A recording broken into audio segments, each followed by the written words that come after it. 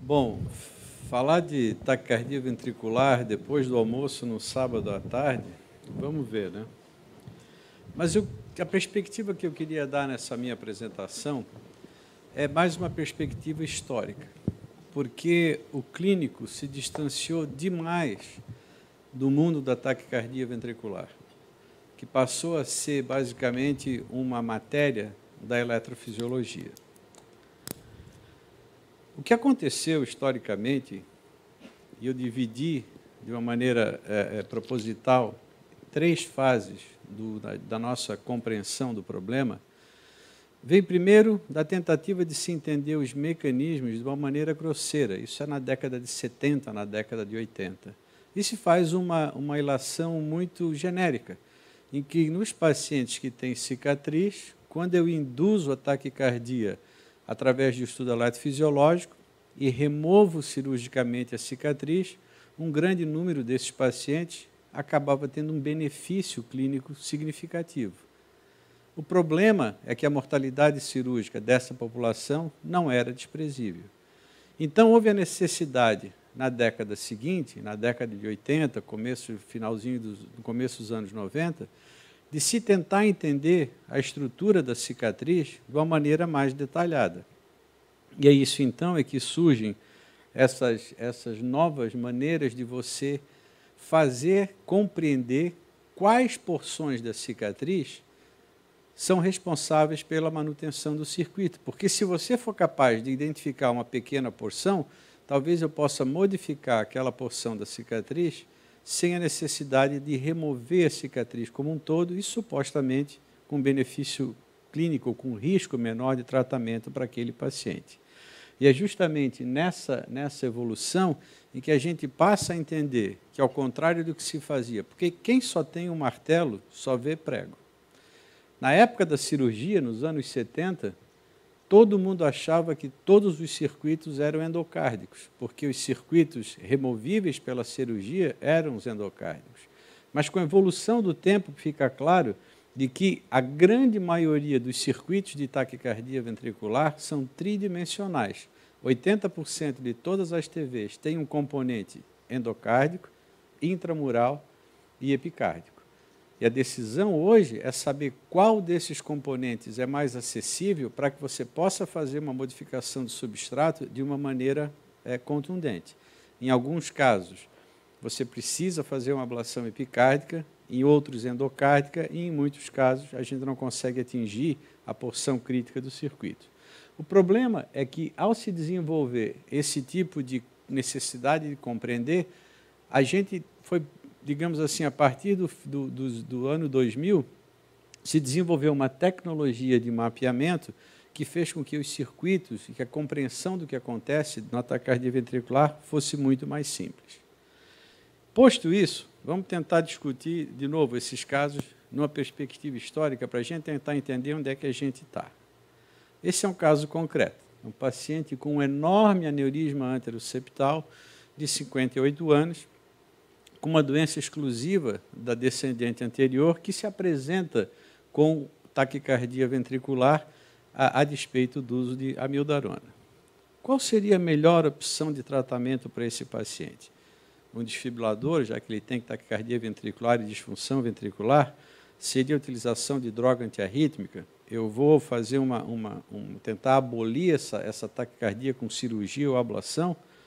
Ou um pouquinho de cada coisa, só não dá para fazer cirurgia porque o risco é muito grande?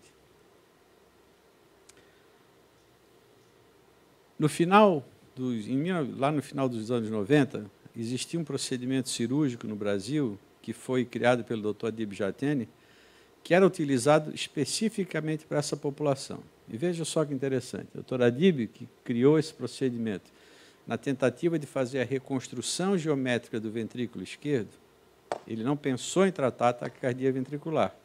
Mas no INCOR, o Dr. Sousa fazia a estimulação ventricular antes da cirurgia, e quando trazia o doente de volta para a sala para fazer a estratificação de risco através do estudo eletrofisiológico, percebeu que muitos desses doentes não tinham mais a taquicardia indutível. E a razão disso era porque a cirurgia da dupla aplicatura, ela envolvia uma aplicatura septal e a remoção da cicatriz anterior. Isso era muito importante, porque esse, na verdade, era o tratamento ideal daquele paciente. Porque eu não só restituía ou melhorava a função ventricular do paciente, reduzindo a cavidade e aplicando o septo, mas eu também era capaz de eliminar a TV e, eventualmente, revascularizar o paciente quando era necessário. Ou seja, eu conseguia abordar todos os aspectos nocivos daquela doença, daquele paciente. E olha o resultado como era interessante. Essa é uma época em que não havia desfibrilador. E vocês vejam que nesses 50 primeiros pacientes, a recorrência da taquicardia ventricular era desprezível. A despeito disso, e a despeito do fato do paciente ter a revascularização e a melhora da fração de ejeção, notem que a mortalidade desses pacientes continuava bastante alta. Esse é um segmento de mais de 6 anos, e mesmo consertando todos esses problemas, a mortalidade ainda era alta, o que já nos alerta para um fato, de que a taquicardia ventricular é uma das manifestações de um grande espectro de doença daquele paciente. Isso também foi importante porque, naquela época, em que era uma coisa mais mecânica, em que a gente induzia e removia a cicatriz, vocês vejam que era possível, portanto, abolir a taquicardia ventricular sem que houvesse a necessidade de um mapeamento detalhado, desde que a minha capacidade de remoção, de modificação da cicatriz fosse muito grande. O próxima década se caracteriza, como eu falei para vocês, pela necessidade, pela vontade de tentar entender o que a cicatriz tem de diferente, que faz com que 2 pacientes idênticos, 20 anos após o infarto, o mesmo infarto com a mesma fração de ejeção, um doente desenvolva TVE e o outro doente não desenvolva taquicardia ventricular. O que se estabeleceu, se analisando essas peças cirúrgicas, desses procedimentos cirúrgicos para tratamento da FA, é que as cicatrizes são completamente diferentes. Existem cicatriz que pode e cicatriz que não pode sustentar um circuito reentrante de taquicardia ventricular. E o grande estudo, eu tive a oportunidade de trabalhar 8 meses com esse autor, foi o Dr. Jacques de Backer, na Holanda, em que ele nos mostra o seguinte: isso aqui é uma cicatriz do infarto inferior.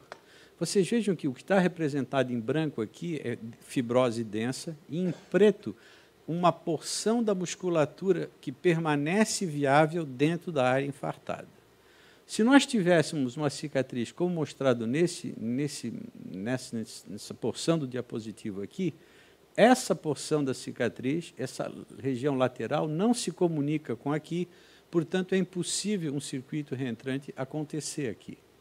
Acontece que, à medida em que eu disseco a cicatriz em outros níveis, eu vejo que, através de pequenos canais, esses canais aqui, que vão se conectar com esses poucos canais, eu tenho a capacidade de fazer com que haja a presença de uma musculatura contínua dentro da cicatriz. O que o cirurgião fazia, na verdade, era remover a cicatriz como um todo. Mas se esse pequeno filamento de músculo era, na verdade, o que diferenciava uma cicatriz da outra, talvez, se eu conseguisse modificar apenas esse filamento, eu seria capaz de fazer com que toda essa cicatriz se transformasse agora numa cicatriz incapaz de sustentar uma taquicardia ventricular, sem que houvesse a necessidade de remoção da cicatriz e todas as consequências deletérias de uma cirurgia para fazer esse tipo de procedimento. E é justamente baseado nesse conceito, que é um conceito novo, que nasce no final dos anos 80, começo dos anos 90, que modifica completamente a percepção da eletrofisiologia. A escola americana, que era uma escola de simulação de infarto em cachorro, foi tomada de surpresa quando os europeus criam esse conceito de que é a presença de musculatura viável dentro da cicatriz que permite a sustentação da taquicardia ventricular. É por isso que o Alexander falou, se a minha cicatriz for densa, esse paciente nunca vai ter TV, ele vai morrer de insuficiência cardíaca, mas não tem TV. Então, não tem TV quem quer, tem TV quem pode. Tem TV os pacientes cuja estrutura da cicatriz permite a sustentação de um circuito reentrante. O problema é de como é que a gente faz para reconhecer os pontos dessa cicatriz extensa aqui, Pacheco, um outro ring aqui para ti, em que ponto dessa cicatriz que eu vou queimar. Porque se eu não vou remover toda a cicatriz, eu vou ter que fazer alguma coisa, alguma manobra para identificar qual o ponto da cicatriz que eu vou ser obrigado a modificar. E esse aqui, então, é o resultado de um mapeamento eletroanatômico da cicatriz, na famosa figura de 8, em que eu tenho um circuito de taquicardia ventricular entrando nesse ponto, rodando por aqui, ele roda nas duas frentes, e essa região central, ela é justamente a área da qual depende aquele circuito de taquicardia ventricular. Para eu descobrir essa área, eu tenho um problema. Eu tenho não só que induzir a taquicardia, mas eu tenho que usar uma série de manobras eletrofisiológicas, que obviamente a gente não vai discutir aqui, para diferenciar essa área de outras áreas nessa extensa cicatriz. O problema é que todas as vezes, ou na maioria das vezes, que eu induzo taquicardia ventricular nesses doentes já graves, eu causo uma deteriorização hemodinâmica. E não importa como a gente veja isso, a deteriorização hemodinâmica, ela sempre vai ter um impacto, ou seja, na mortalidade aguda ou na mortalidade tardia daquele paciente. Vocês imaginem que isso é o contrário do que o paciente veio fazer. Eu trago um paciente numa situação crítica e a primeira coisa que eu fazia no laboratório de eletrofisiologia era induzir a taquicardia ventricular, que o colocava numa situação ainda mais crítica do que aquela que ele nos procurou. Então, com o passar dos anos, ficou bastante claro que, dependendo do grupo de risco de pacientes definidos aqui com esse pain score, cada vez que eu induzia uma taquicardia ventricular, eu tinha um impacto muito significativo sobre o prognóstico desse paciente. E aqui eu fico sem saber o que eu vou fazer, porque agora eu já não posso mais retirar a cicatriz, porque a cirurgia já não é mais uma opção. E eu não consigo mais localizar com detalhe a parte da cicatriz que é relevante, porque o paciente não tolera a indução e, com isso, então, me limita a minha capacidade de fazer a ablação. Isso, entretanto, ele passa a trazer um outro tipo de preocupação, que eu me expliquei para vocês. Se o doente que tem taquicardia ventricular, fração de ejeção baixa, hemodinamicamente descompensado, eu continuo a induzir esse paciente, o que acontece é o que a gente já conhece de outras situações clínicas. Esses doentes, eles levam muito mais tempo para se recuperar do ponto de vista hemodinâmico do que um doente normal. Esses são testes de desfibriladores que eram feitos no passado, e aqui, quando eu induzo fibrilação ventricular nesse paciente com fração de ejeção normal, eu choco, ele volta ao normal. O paciente, quanto mais doente ele for, ele não só leva mais tempo para voltar ao normal, como muitos desses pacientes nunca voltam ao estado inicial antes da indução. E é por isso que se passou a especular em eletrofisiologia uma outra coisa. A curva clássica que se apresentava em tudo que é congresso é essa aqui. E havia uma inferência que dizia, olha, como os pacientes que têm recorrência morrem mais, eu devo fazer todo o possível durante o meu procedimento para ter certeza que ele não vai ter recorrência, eu devo fazer uma indução agressiva para ter certeza que esse doente não vai mais ter TV. Mas o que está errado nessa curva? Está obviamente errado nessa curva, mas a gente não discute essas coisas. Essa separação da curva, 1 hora depois do procedimento, ela não é biologicamente plausível. Eu não posso ter um procedimento que diferencie esses dois pacientes aqui, a não ser que o procedimento em si tenha um efeito prognóstico sobre o que está acontecendo. Claro, quanto mais TV eu tenho, mais choque eu tenho, mais deteriorização hemodinâmica eu vou ter. Mas essa separação aqui ela é inesperada. Ela sugere que talvez o meu procedimento em si, na tentativa de evitar recorrência, esteja sendo muito agressivo e ele próprio acaba tendo um impacto na mortalidade dessa população. Isso parece razoável quando eu vejo isso, comparado com aquela curva que eu acabei de mostrar para vocês. Vocês vejam que esse efeito separador da recorrência, do impacto da recorrência na mortalidade, ele é mais pronunciado nos pacientes que têm uma fração de ejeção igual a 30, que é exatamente o caso do desfibrilador que eu mostrei há pouco. Esse paciente, quanto mais ele for induzido, menor a recuperação, maior a deteriorização hemodinâmica que se faz.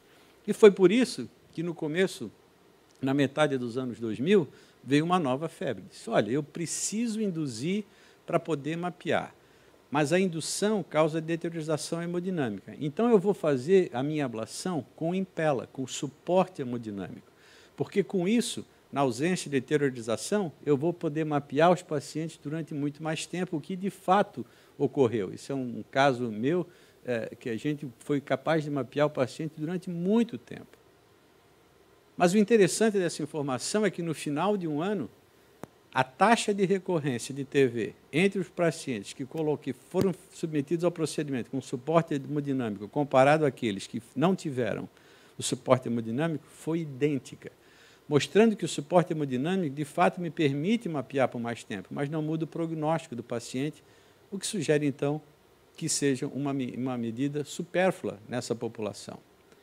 O que se sabe hoje, portanto, é que, do jeito que a ablação da taquicardia ventricular é feita num monte de lugar do mundo, a ablação de taquicardia ventricular, ela reduz a recorrência, reduz o choque, reduz a possibilidade de ter tempestade elétrica, mas ela não está mudando a mortalidade dessa população.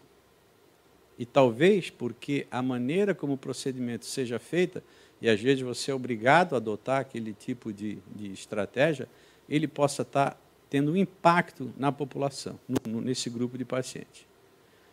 Mas o que se procura fazer, então? Quanto mais grave o paciente, menos eu quero induzir. Esse é um paciente que a gente fez lá em Boston no ano passado.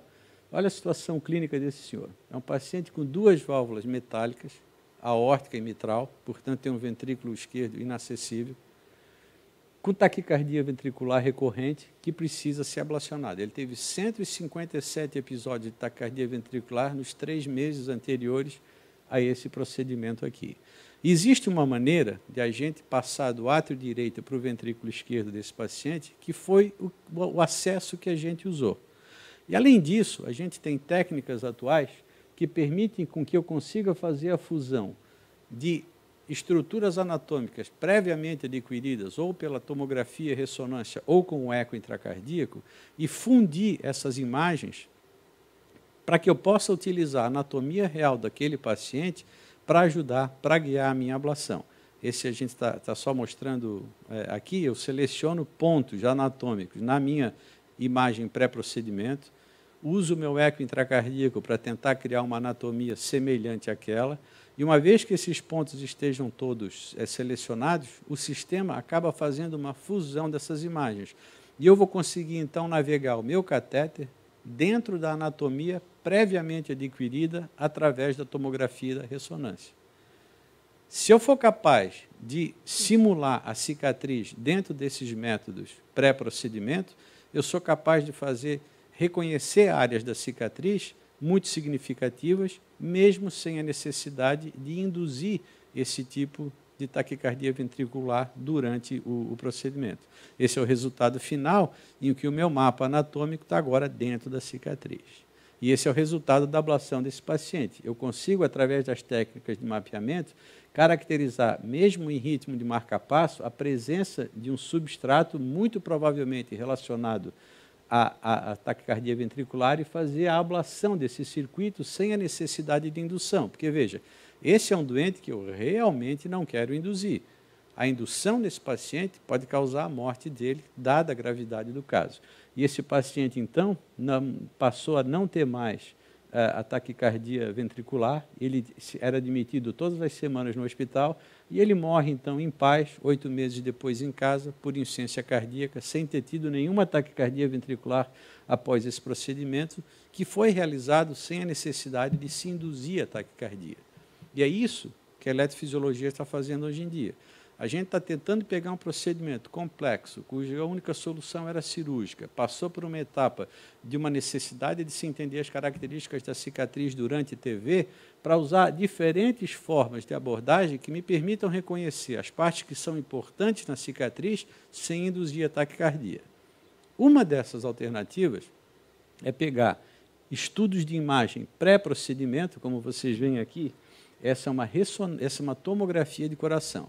A tomografia está medindo, nesse caso aqui, a espessura da parede.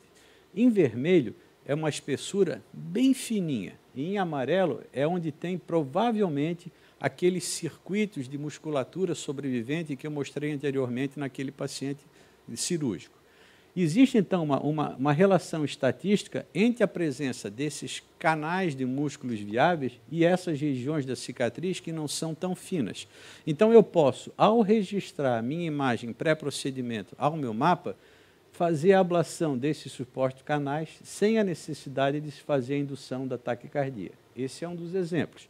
A gente faz a fusão da cicatriz com o mapa eletroanatômico, como a gente chama, e justamente nesse local aqui, que está pintado de roxo, era justamente o local em que tinham os sinais mais interessantes, e vocês vejam que tem uma correspondência muito importante entre o canal anatômico e o canal eletrofisiológico.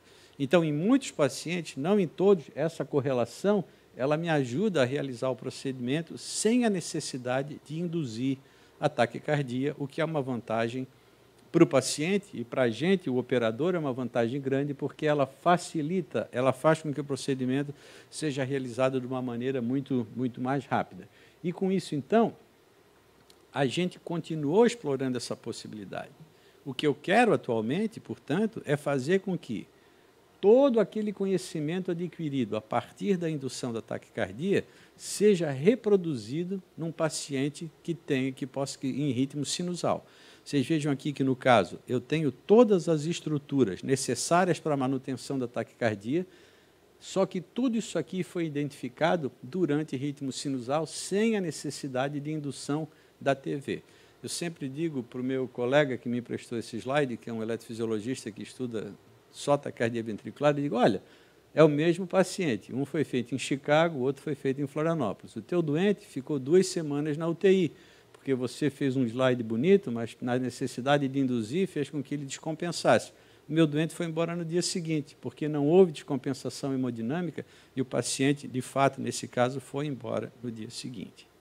Existem técnicas nesse sentido, como essas aqui, em que a gente consegue, durante o mapeamento, em ritmo de marca-passo, em ritmo de sinusal, fazer a reconstrução dos possíveis canais, daqueles canais de células sobreviventes dentro da cicatriz, caracterizar a presença desses canais e fazer a modificação com ablação e remapear a estrutura da cicatriz e ver que houve uma modificação muito significativa. Os canais aqui foram ablacionados e desapareceram.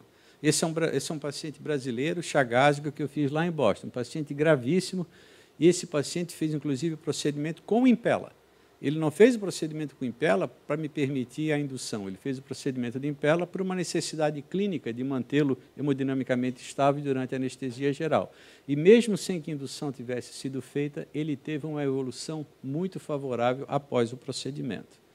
Além disso, quando eu tenho substratos mais complexos, como eu falei para vocês, eu sou capaz de fundir imagens adquiridas ou durante o CAT, durante o procedimento, ou em tomografias prévias, eu sou capaz de superimpor a minha imagem ao meu sistema de mapeamento e evitar, então, lesões que efeitos colaterais sobre o nervo frênico, sobre as coronárias, quando eu faço uma ablação epicárdica, no caso.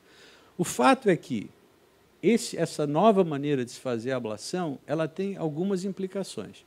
Primeiro, que ela é efetiva. Ela é efetiva na grande maioria dos pacientes. Como eu me recuso a induzir, existe um subgrupo de pacientes em que o procedimento ele é pró-arrítmico. Ele pode ser pró-arrítmico. Mas é interessante, isso eu apresentei uma vez, o pessoal ficou chocado, que pela primeira vez na história, apesar da fração de ejeção desses pacientes ser comparável àquelas dos estudos anteriores, a recorrência não teve um impacto sobre a mortalidade total daquele grupo que recorreu. O que me faz, de novo, voltar à hipótese inicial, que talvez seja a maneira como eu faço a ablação que está causando o aumento da mortalidade e não necessariamente a recorrência.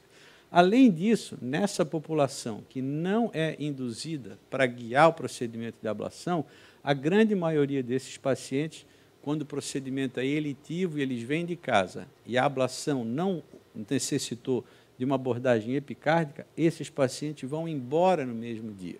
A gente não está tentando trivializar um procedimento que é o mais complexo da eletrofisiologia. A gente está tentando simplificar o procedimento naqueles pacientes nos quais o procedimento pode ser simplificado.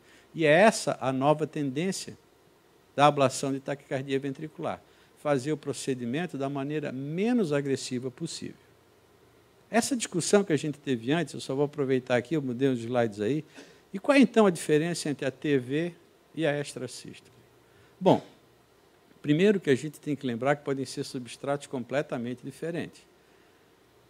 A extrasístole, ao contrário da TV, ela não necessariamente depende de cicatriz.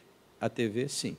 Quando o paciente tem um infarto agudo e chega no hospital com uma TV, a gente sempre fala para o residente, o que está acontecendo? Ele diz, não sei se ele está infartando ou não. Ele já infartou, ele já tem uma cicatriz. Agora ele está tendo a TV por outra razão, porque tem uma cicatriz prévia.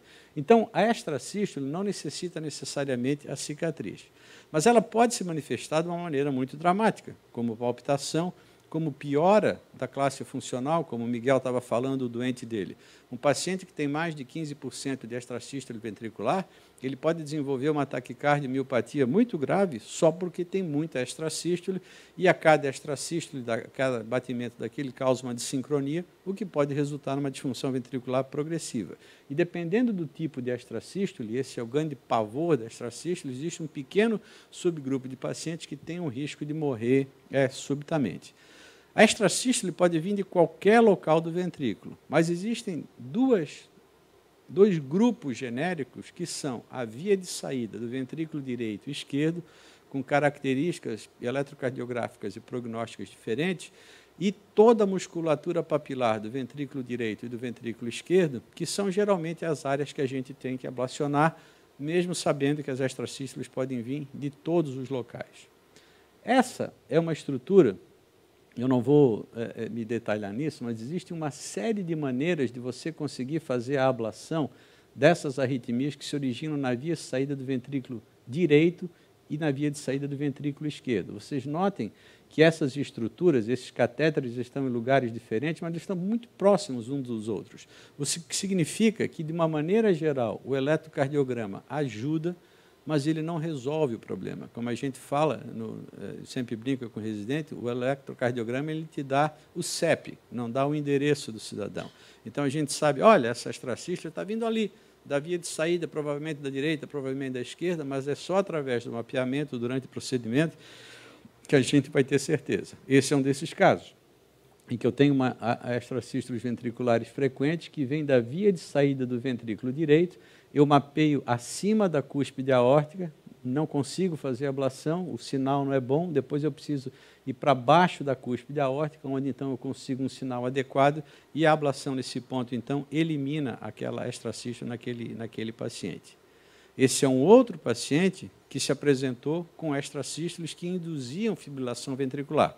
O paciente tinha um desfibrilador e estava tendo muitos episódios de fibrilação ventricular que tem uma determinada característica. E vocês vejam que a ativação, esses pontos vermelhos são os pontos em que são mais precoces, que o batimento começa em relação ao resto do ventrículo. O que é engraçado aqui é que a diferença de tempo entre a parede lateral e a parede septal do ventrículo é mínima. Ela corresponde a uma distância com a velocidade de condução de 5 metros por segundo. Ou seja, essa extrasístole ela nascia daqui 2 milissegundos antes dessa e era conduzida para cá através do sistema de condução dentro da banda moduladora do ventrículo direito. E foi a ablação nesse lado aqui que resulta, então, na eliminação daquela extrasístole. Vocês podem ver aqui o paciente com esses episódios sustentados de TV, paroxísticos aqui, né, que se interrompem. No momento em que começa a extrasístole, a gente começa a fazer a ablação e a extrasístole desaparece. E, pelo menos desde um ano atrás, esse paciente não teve outros episódios de fibrilação ventricular. No que se refere à presença de taquicardia e miopatia, esse é um caso muito emblemático, um caso nosso aqui, todo mundo lembra desse paciente, ele inclusive ficou tão contente com o resultado da ablação que ofereceu a casa dele para a Morgana casar. Estava faltando um candidato ao casamento, mas ele ofereceu a casa se a Morgana quisesse casar lá. Esse paciente ele tinha esse tipo de extrasístole aqui, que é uma extrasístole sugestiva do músculo papilar antero-superior, e esse paciente de 80 anos, já submetido à revascularização com stent prévio, tinha 32% de extracístoles ventriculares e tomava esse monte de remédio. A fração de ejeção desse paciente era 32%. Ele é trazido ao procedimento de ablação, a gente, junto com o eco intracardíaco, localiza o músculo papilar, faz a ablação nessa região, e uma semana depois ele tem um eco com apenas 2% de extracístoles ventriculares, o que faz com que a fração de ejeção dele vá progressivamente se normalizando, a ponto desse paciente que veio para ser implantado desfibrilador, depois da ablação, com a recuperação da fração da ejeção, deixa de ser um candidato ao implante do desfibrilador, e ele vive a vida dele inteira sem o desfibrilador, porque são justamente esses pacientes que, tratados adequadamente, recuperam a fração de ejeção. O que a gente costuma geralmente dizer é que, nessa perspectiva que o Pacheco apresentou, é que, dependendo do tipo de extracístole, eu vou ter uma associação maior ou menor com outras formas de cardiopatia, ou são extracístoles puras. De uma maneira geral, as extracístoles da via de saída do ventrículo direito, elas são extracístoles em corações normal. As dos músculos papilares à direita também, mas dos músculos papilares à esquerda, muito comumente se apresentam com outras cicatrizes dentro do ventrículo esquerdo.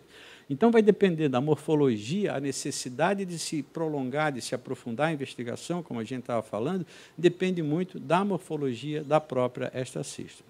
Então, eu acho que, para a gente concluir, eventualmente fazer alguma discussão, se for do interesse de vocês, eu sei que isso é um tema chato, pesado, a gente pode dizer que nesse mundo da taquicardia ventricular é justamente o fluxo, é a rotina que você tem no serviço que vai determinar o sucesso e a segurança do tipo de procedimento. Há uma tendência a se evitar cada vez mais as induções, a não ser que ela seja a única alternativa para guiar aquele tipo de procedimento, e isso foi possível porque, com os novos sistemas de mapeamento, isso ficou muito claro.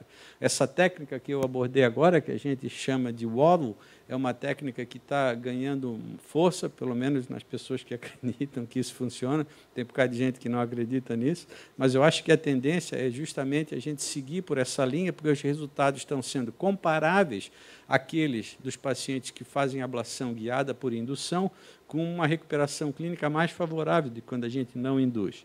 E eu sou da geração que cresci induzindo, só que eu acho que já está na hora da gente mudar esse tipo de abordagem. E aqui, lembrando que as extracístoles ventriculares, elas devem ser abordadas sempre de uma maneira mais definitiva, dependendo da morfologia. Em muitos casos, na maioria dos casos, a ablação tem um resultado muito mais favorável do que o da droga antiarrítmica, que acaba sendo a terapêutica de escolha quando eu tenho extracístoles polimórficas em substratos mais complexos. Se eu tenho extracístoles monomórficas relacionadas a anatomias conhecidas do coração, a ablação por catéter acaba tendo um papel muito mais relevante do que a utilização de drogas nessa população. Muito obrigado pela atenção de vocês. Se tiver alguma discussão, fica às ordens.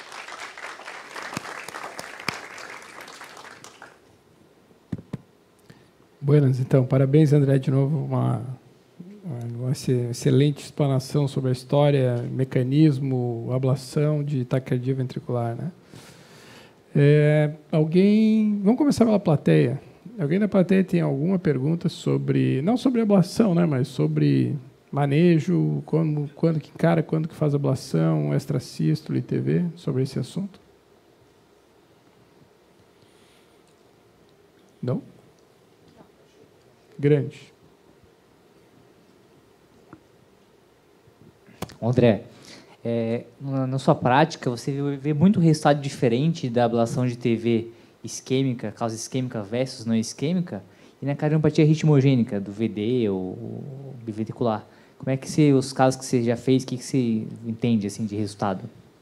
Assim, a ablação da taquicardia ventricular em não isquêmicos sempre tem, em todas as séries do mundo, um resultado muito pior do que aqui nos isquêmicos, com exceção de 2 grupos, dos chagásicos e das displasias.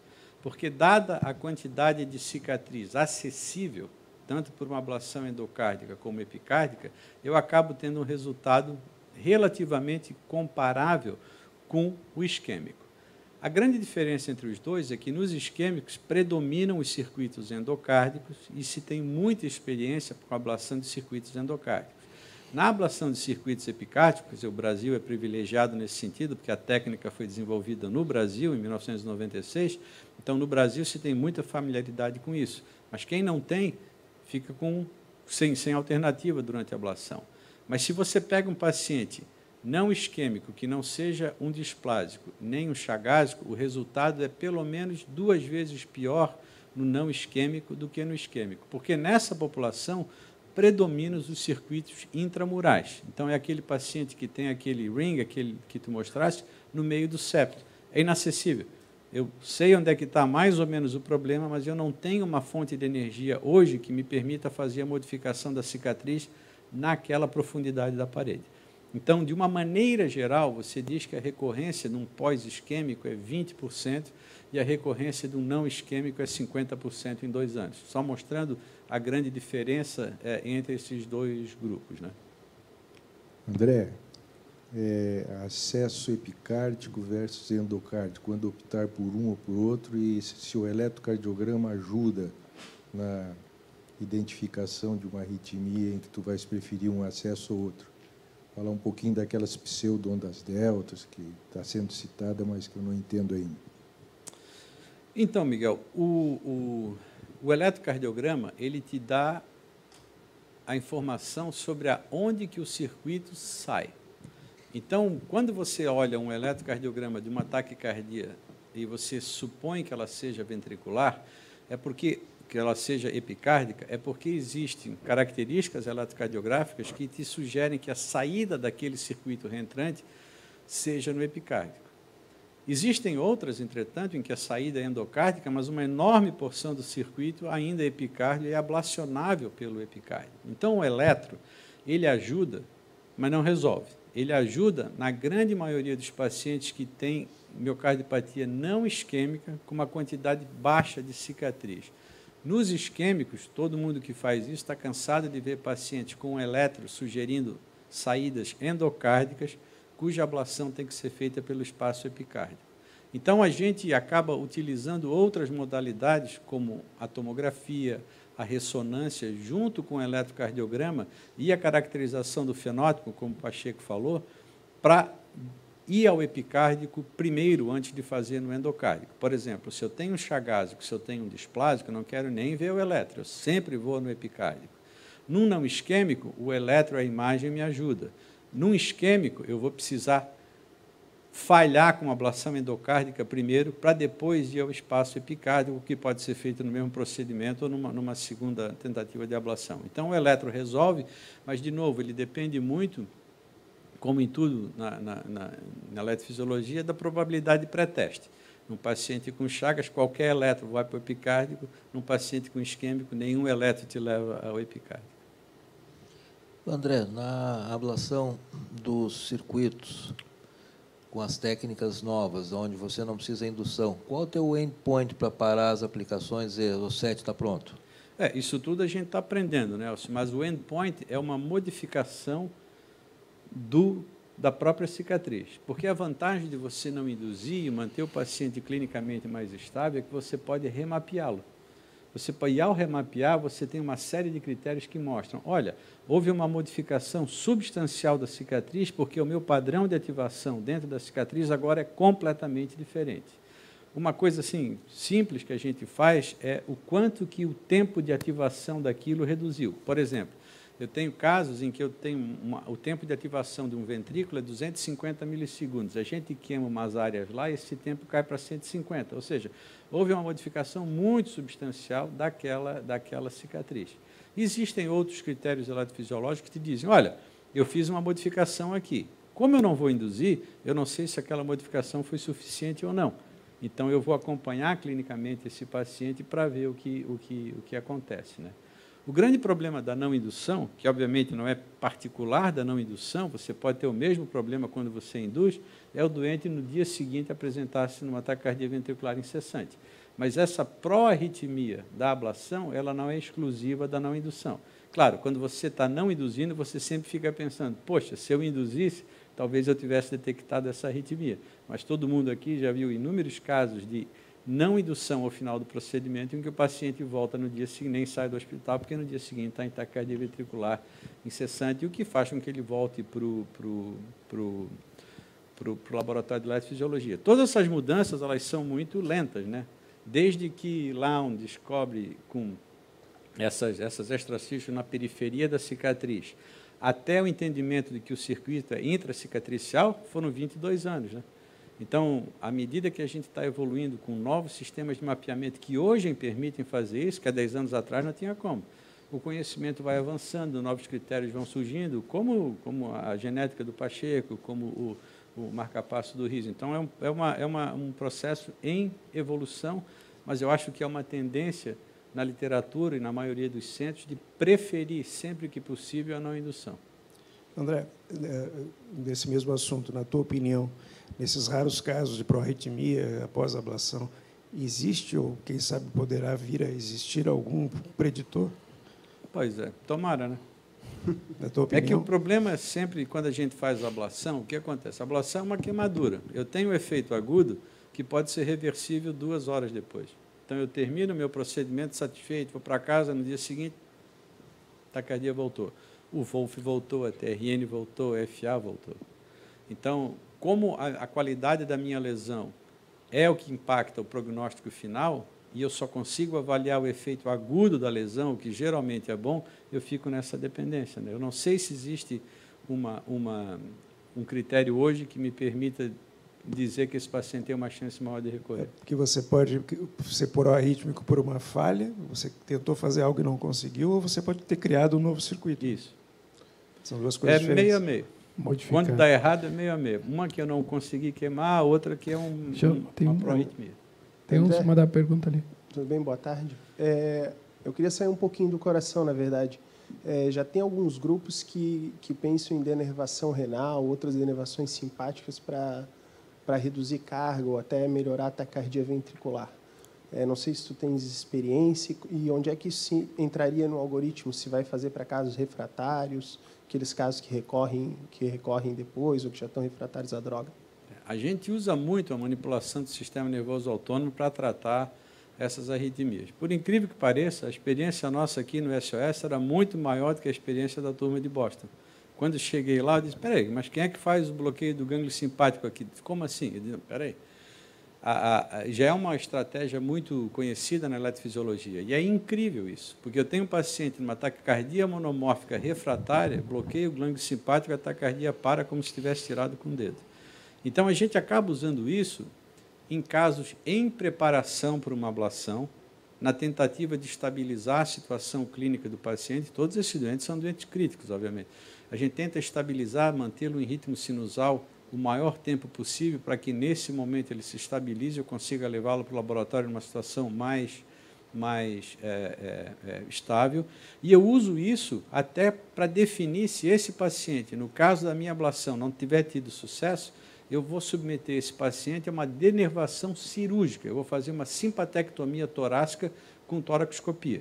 E esse procedimento, a gente tem inúmeros casos em que a simpatectomia funciona antes da ablação, eu não consigo atingir o circuito porque a posição não me permite, porque ele está no topo de uma coronária, porque ele está em cima do nervo frênico, e eu levo esse doente para uma toracoscopia e eu faço a ressecção do nervo, da cadeia simpática, esse paciente fica sem TV nenhuma. Então, a manipulação do sistema nervoso autônomo, é muito relevante na eletrofisiologia, a gente usa isso nessas duas situações, tanto para ajudar a preparar o caso, como nos casos de falência da ablação, a gente submete isso, então, a uma abordagem cirúrgica para uma ressecção da cadeia simpática plana. O que é engraçado, né? Porque até então os cirurgiões ficavam confortáveis, o mesmo cirurgião, de ressecar isso para sudorese palmar. Aí você diz, não, mas agora tem que fazer para uma taquicardia ventricular. É um pouquinho diferente a técnica. Não, mas peraí, aí é complicado. É exatamente o mesmo procedimento, com a única diferença que ele tem que ressecar até metade do T1. E o cirurgião fica dizendo, mas ele vai ter Horner. Diz, mas não tem problema, ele tem um ataque cardíaco ventricular. Se ele ficar com um olho para lá, um olho para cá e uma mão quente, não tem problema nenhum. É sempre uma questão de perspectiva, mas isso é usado muito, muito, muito na eletrofisiologia. Boa pergunta. Teu Boff. André, em relação a... Eu queria ver a tua opinião, a tua tendência no paciente que tem miocardiopatia e evolui com TV monomórfica sustentada e já tem indicação de CDI. A tua tendência é fazer ablação antes do implante ou esperar ele começar a ter terapias apropriadas? Isso não, a gente não tem uma resposta para isso, né? Depende do doente, depende da situação. Se eu preciso de tempo para estabilizar o paciente, eu protejo o doente de uma morte súbita, de uma eventual recorrência, preparo o doente e trago para uma ablação. Tem doente que a gente faz exatamente o oposto. O paciente teve uma TV, eu boto na mesa, faço a ablação, implanto o CDI e faço a ablação para evitar que ele tenha choque durante o CDI, que, como o Alexander falou, o choque do CDI é a terapêutica mais dolorosa para o tratamento da TV. Então, se eu puder evitar aquilo e só usar o CDI quando ele for imprescindível mesmo para prevenir morte súbita, seria o ideal. Mas realmente varia de paciente para paciente. Depende muito da situação clínica em que o paciente se encontra e da necessidade de estabilizá-lo clinicamente. O que a gente sabe aqui, quer dizer, veja, tem casos em que o paciente está morrendo, está em tempestade elétrica, ele vem para a sala em ECMO, você tem que fazer. Isso é outro extremo. Mas quando eu tenho a chance de preparar o paciente, quanto melhor preparado do ponto de vista de compensação da insuficiência cardíaca, melhor o resultado da ablação e do pós-ablação. Então, aqui, tanto aqui como em Boston, quem vê os nossos doentes é a turma da ICC, porque eles têm uma maneira diferente de otimizar essa medicação para insuficiência cardíaca, e isso ajuda muito no manuseio do doente durante aquela internação. Mas eu acho que varia um pouco, Boff, de paciente para paciente.